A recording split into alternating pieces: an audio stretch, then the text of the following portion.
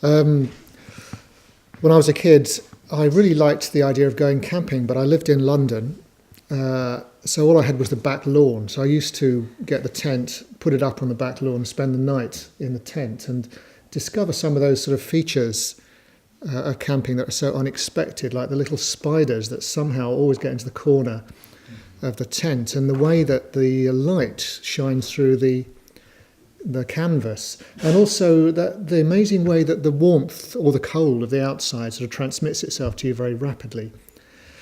So I really looked forward to the idea of camping, after these odd nights. But of course, as you get older, you get used to your comforts and your lofty beds and your unguents and other things mentioned in the 8 precepts. And so, you go off camping and you arrive a bit late and it's a bit dark and it's difficult to get the tent up, and you finally get to bed, and it's usually, maybe it's a bit too cold and the ground is lumpy and there's these noises coming from outside as well. You realise you camped a bit close to a road, but then some of the noises, you can't work out what on earth they are, actually, and you start to get rather nervous about them, and you don't seem to be able to get off to sleep, and then the mind starts to churn away.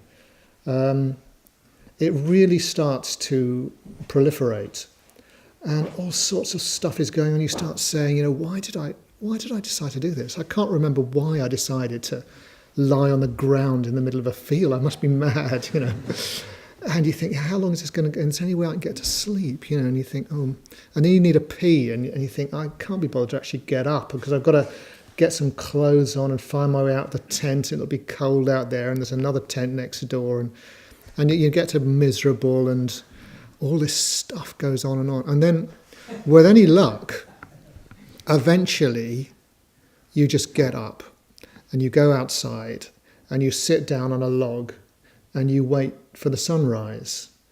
And maybe that proliferation starts to die down a bit as you sit on the log and you feel the dew falling and the birds start singing, and then very slowly the eastern sky starts to lighten, maybe some yellow in it. And the sun, you see the rim of the sun coming up, and it's just such a different experience. And it does seem to me that life is characterized by these different qualities, that sort of mental proliferation that happens during the night when you can't sleep.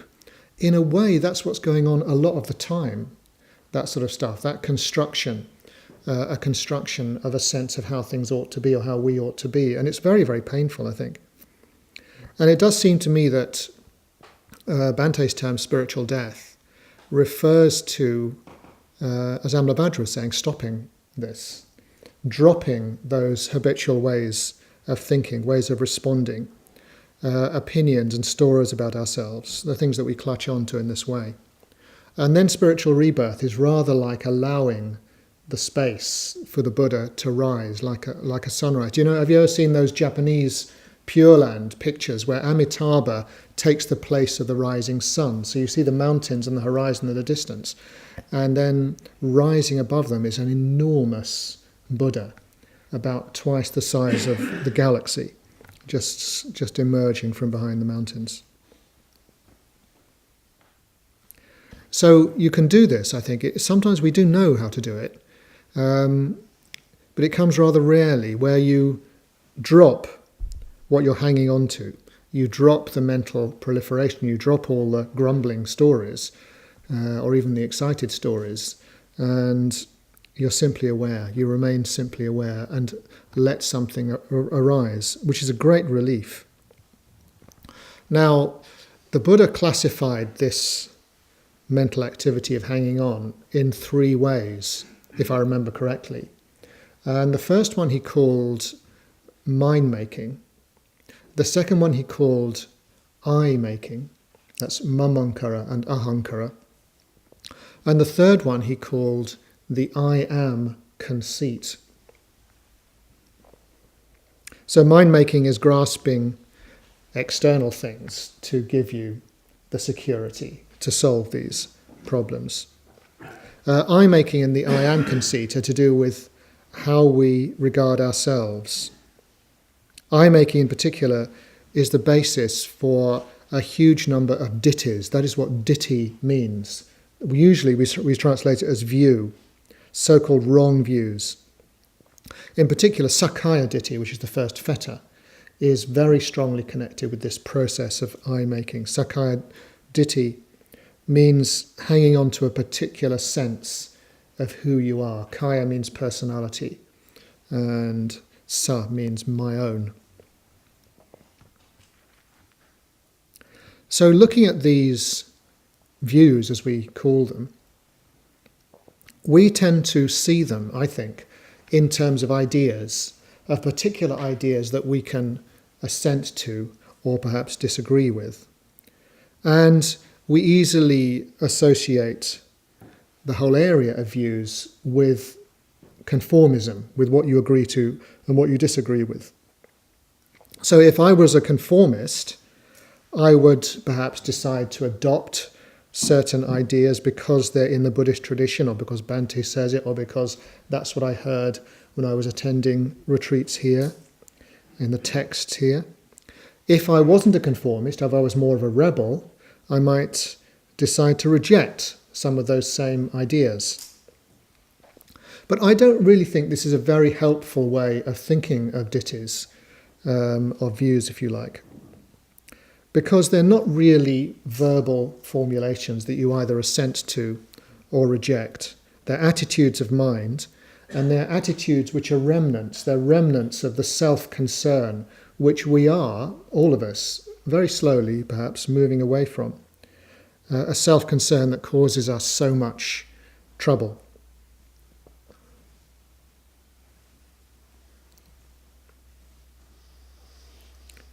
And I suppose you could call them leftover attitudes.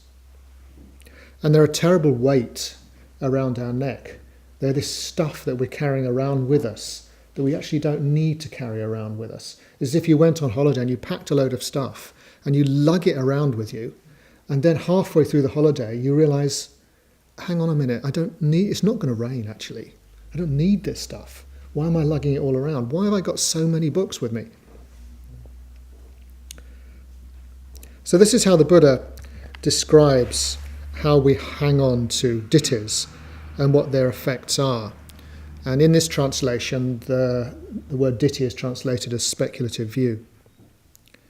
This is going to a speculative view, holding a view, the wilds of views, the wriggling of views, the scuffling of views, the fetter of views.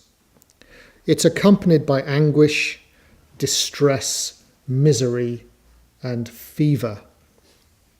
It doesn't conduce to turning away from, nor to dispassion, to stopping, to calming, to superknowledge, to awakening, nor to nirvana. This is a peril. This is a sutta called Vacchagotta, on fire, from the Majjhima Nikaya. I'll just repeat it. This is going to a speculative view, says the Buddha. This is holding a view. This is the wilds of views, the wriggling of views, the scuffling of views, the fetter of views. It sounds a bit like sort of a cage full of hamsters. Hamsters, as you probably know, are very solitary animals, and if you introduce a number of them together, they will just start to scuffle. They'll wriggle around. Some of them will try to hide. And there's just a lot of thudding and scampering going on in the cage. My father used to breed hamsters.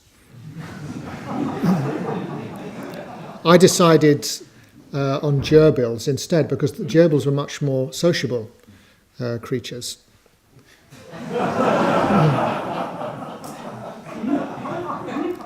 And as well as the scuffling of views, it's the fetter of views. And this going to speculative views is, says the Buddha, accompanied by anguish, distress, misery, fever. It doesn't conduce to turning away, nor to dispassion, nor to stopping, nor to calming, nor to superknowledge, awakening, or nirvana. This is a peril. It's quite strong language that he uses, and I don't really think we probably tend to feel that the basic attitudes that we've got are quite so perilous as he describes them. And it's good if that can become a bit more vivid, I think. And I think we are suffering. We are suffering through all sorts of habitual leftover attitudes, michaditas.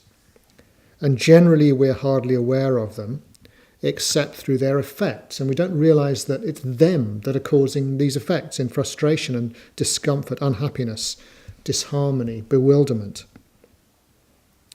Now, I think it's quite hard to spot these leftover attitudes by ourselves.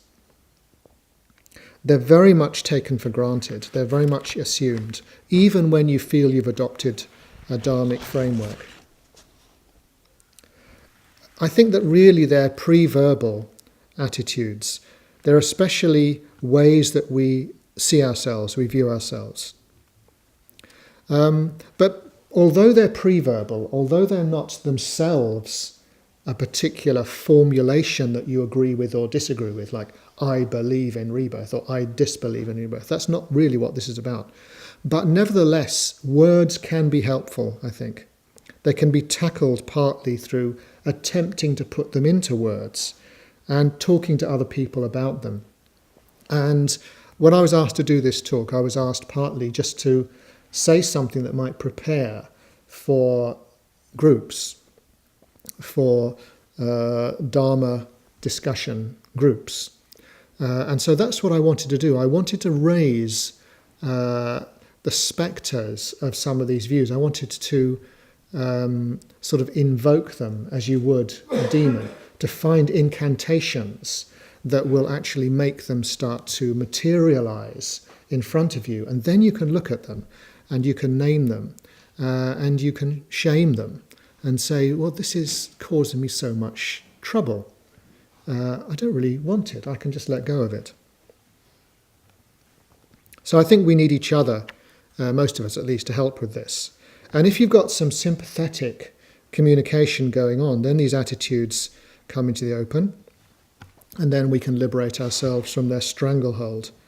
And it's quite an exhilarating thing when this happens. That's what I've found. I've found that once you drop the sense of being under threat, the sense of worrying about what other people think, or the sense of needing to insist on something which you want to hold on to, in principle, in a sense. Once you get away from the sense of, why am I going camping? Why am I doing something so uncomfortable? And just sort of get into the experience. Actually, it's very, very exhilarating. It's a very exciting thing to do. It's a very pleasurable thing to do. It's lovely. Letting go is a very pleasurable thing once you've started it happening. And I don't think one needs to be embarrassed about being humiliated or exposed, because everybody has got them. The others, if we're in a group talking about them, remember the other people have got them as well. We are under their stranglehold, almost certainly, because we're not yet awakened. And I think all of us need desperately to let go of them. So I'm going to suggest some of the questions that I've found useful.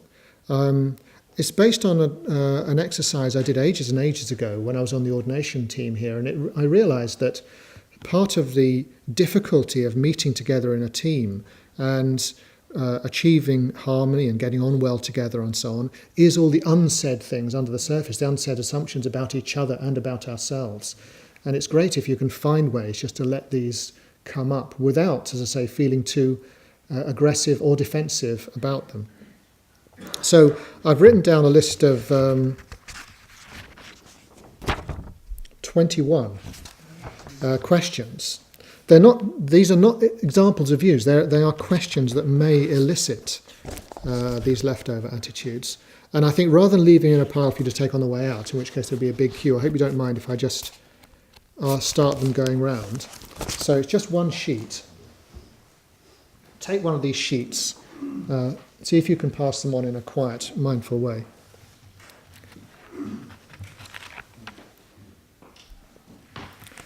And I'll just mention some of these questions and see what you think about them. Let them start gestating away.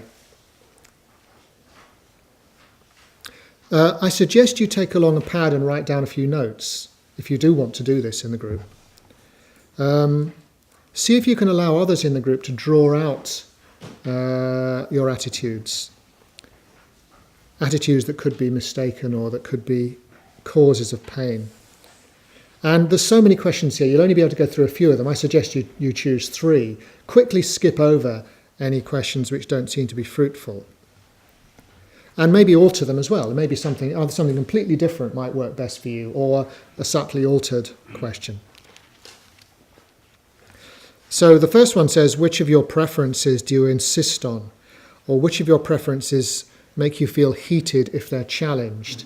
And for me personally, this was the most fruitful area of tackling views, was to do with realizing how dictated to I was by my own likes and dislikes.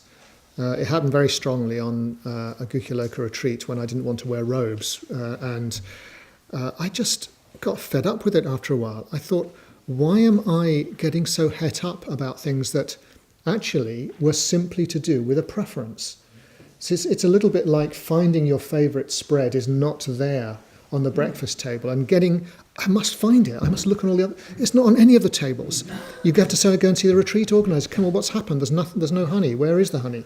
And he says, we run out, and you feel, I'm not coming here again, But then you think, I've just wasted 20 minutes on this. And does it actually matter? It's to do simply with a preference. And I know the preference of breakfast spreads maybe seems relatively trivial, but there are other things. We put so much effort into getting the right kind of coffee, finding, I'm not going to go camping, finding a proper place you can stay where you'll have a comfortable night and so on. Being with the people that we like, wearing the clothes we want, having the right kind of phone.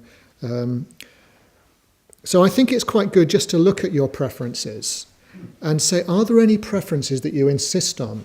And if so, what goes on when you do that? What are the justifications you bring out? Maybe there is a very, very important principle why it's so important that you have that. But maybe not, And if somebody else questions them, are there any where you start to get heated? Somebody says, why are you a vegan? It does seem a little bit extreme to me. And you find you get sort of really worked up about it. Well, what's going on there? The next one says, what sort of actions do you fail to see the consequences of? Or behave as if there aren't any consequences? And I think this is a very interesting one. I sometimes find myself doing something which actually from past experience I know makes me feel quite uncomfortable. Like, picking up a rubbishy newspaper on the tube and just sort of rather busily reading it. And at the end, I think, why did I do that? But then, while I'm doing it, in the middle, what difference does it make? It makes no difference. And I think this is the kind of thing that goes on. You think, it makes no difference. I'm doing something, it makes no difference. So I fail to see the consequences, or I fail to acknowledge the consequences. I behave as if it has no consequences. And I suppose that everything that we volitionally do does have consequences. So if I find myself telling that story, I need to be a bit suspicious. In what ways do you act or feel differently when you're alone and when you're with others? What sort of things do you hope will not be found out? I mean, you might not want to mention this in the group, of course, but you might, It's sort of quite amusing. For other people, it's always very funny, actually, the kind of things that we say. I hope nobody will realise that I do that or I have that habit. And in what ways do you feel or act differently when you're alone? I think Subhuti used to call this the private moment, didn't he? And it's as if things suddenly change. Maybe you go into your room, you close the door, and you suddenly feel relaxed. You've been outside sort of having to interact with people, and you feel tense the whole time. You didn't realise how tense you felt until you went in your room, you relaxed, and you immediately start surfing the internet or switch on Radio 1 or Radio 4, or even worse. So it's good to look at those things, isn't it? That's a good way of detecting some of these leftover attitudes, is to look at the difference between your private moment and your public moment. And if you do feel a little bit unsure, a bit tense when you're around other people who are actually aware of what you're up to, well, why is that? Why are you not relaxed about being yourself? This other one I remember was an interesting area that people used to go into a few years ago, which is the idea of being saved or damned. To what extent do you sometimes feel you're damned? That is, someone who'll never make the grade, who'll never be acceptable, you'll never escape your negative habits, while you think that other people are saved. In other words, they're in a very different spiritual league from you. How do you feel unworthy? How do you expect to be exposed as a fraud? I think this is a very good area for looking for these leftover attitudes. That sense of feeling. You remember that saying of Bante's when somebody said, well, I can see that a lot of people are making great progress on a spiritual path, but I can't do it. And he said, well, what is so special about you? Mm-hmm. And I think we do often think we're special in that sense of being specially dreadful or specially useless or specially recalcitrant. And we're not, actually. On the other side, this may be feeling a little bit depressing, but there is the other side of it, which is our insights, the insights that we don't take sufficiently seriously. So mention some real insights that you've had. For example, when my mother died, I knew for certain the first time that I would die someday as well. So it could be something like that. It could be the kind of thing that we were listening to earlier. Or something that has just, where you've realised, you've noticed, oh, hang on a minute, I used to get really depressed, but my depressions never last, they always change. You've seen that it changes, and you've seen through it. So I think we've had loads and loads of insights. And one of the things I do with beginners at the West London Buddhist Centre is to ask them about their insights. And at first people say they haven't got any, they don't really know anything. Sometimes they don't say that, but what they do think they know isn't anything that's a genuine personal insight. But then you realise they have learnt. They've learnt from their experience. But it's just that we don't take these experiences seriously enough. So you've got to keep them in mind more, give them more weight, take them more seriously. But also look to see what changes they imply. Because if you have had insights, if you've seen the reality of your own death, are you actually allowing it to influence the way you live your life? The attitudes that you've got. So I'm not going to go through all the questions, but there's a few of them there. What unwanted outcomes do you fear from discovering these leftover attitudes? Maybe they're there. Looking for your discomfort with aspects of Buddhism or aspects of what Bhante says or aspects of what people say here. I don't mean in that sense that you ought to be a conformist and you ought not to be a rebel. Because I think they're just personality types, really, that tendency either to want to go along with what people say, or want to go against what people say. In a way that's not very interesting. But it is interesting if you find a basic Buddhist teaching and it makes you feel uncomfortable. It's not interesting because the teaching is bound to be right and you're bound to be wrong. That's not the point. It's the discomfort which is really interesting. Some of them make you feel uncomfortable, some of them you think, oh well, I don't really mind whether Mount Meru exists or not. What difference does it make to me?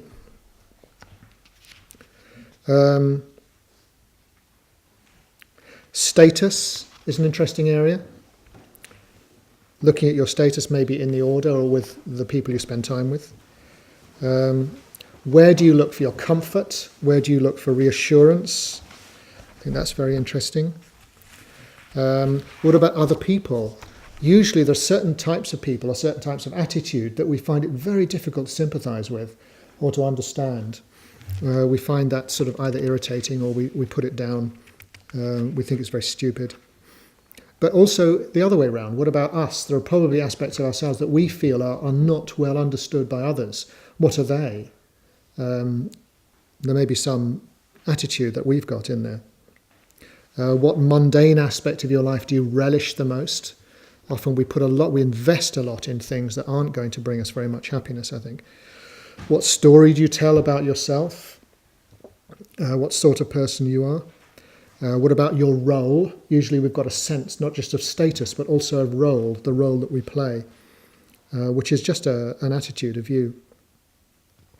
What praises do you get satisfaction from? What criticisms are you sensitive to? Where do you consider yourself particularly weak or limited? What is your attitude to death? What do you think is going to happen to you after death? What do you resist doing in terms of spiritual practices that you believe are valuable, but yet you find yourself, I really don't want to do that. Or maybe you don't even know that. You just find yourself not doing it or getting up very quickly from it. What do you indulge inappropriately in yourself? And then finally, there's a list of looking for attitudes that prevent you from mindfulness or prevent you from kindness and so on. So it may be that by reflecting on questions like these, reflecting on them alone, but also reflecting on them together, it may be through this you can start to notice these leftover attitudes. You can notice angles on the kind of person you are and what really matters. Angles that you've got that really are past their use-by date. You don't need them anymore. They were shoring up something in the past. They were stabilizer wheels on your little bicycle, but you're not a little toddler anymore. You can take them off. And noticing them, you can spot them more and more as they pop up, because that's the ideal time for it to happen, isn't it? You may be able to generalize in the group or through reflection, but as they actually come up, what is it when you go into a shop that grabs your attention? Notice it as it grabs your attention rather than in general, and actually feel it, feel where that's coming from. And feel, see, can I drop that? Whatever's happening there, can I just let go of it? Can I stop? Because that's spiritual death. And as you spot them more and more as they pop up, you can probably smile. You can probably just laugh a bit. Not give yourself a really hard time about it, but just say, oh yeah, right. In the same way, in a sort of an indulgent way that you would for a small child that's got obsessed with something. You just smile to see that happening again. But also remembering the distress and the frustration that comes through this long, long night in the tent. Because it just seems to go on forever.